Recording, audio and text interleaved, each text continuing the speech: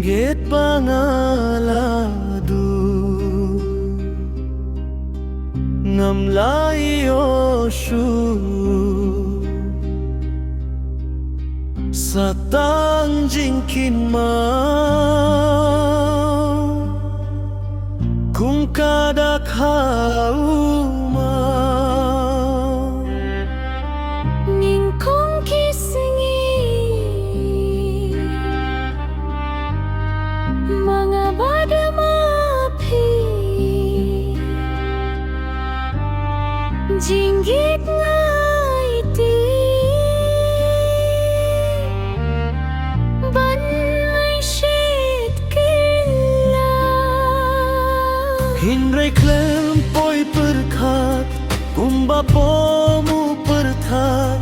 Jinggit tang shipor Namar jinggit pimniukor Tang shiporo senti udlot Ungap shala sempa Badu heru malanga piking de uthala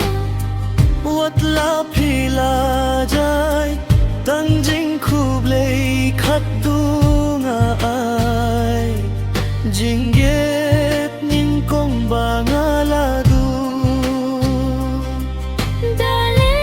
Dalilingam laklit isyu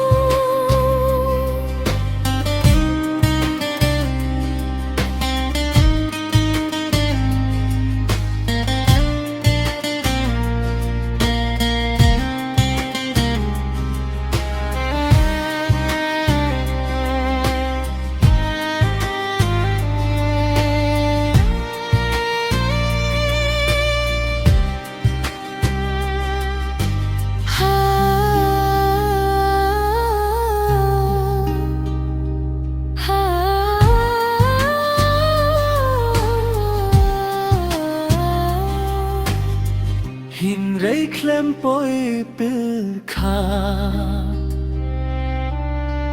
Kumba pomu pertat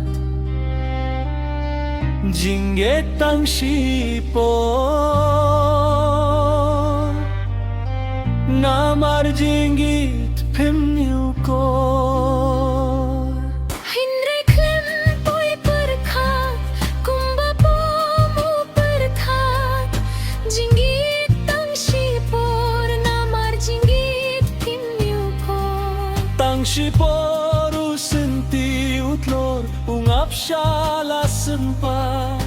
Badu heru malanggap ikain deutala Watla pila jangay Tanjing kublay katungay Jinggit ning kong bangaladu Dalay ngam laklet shu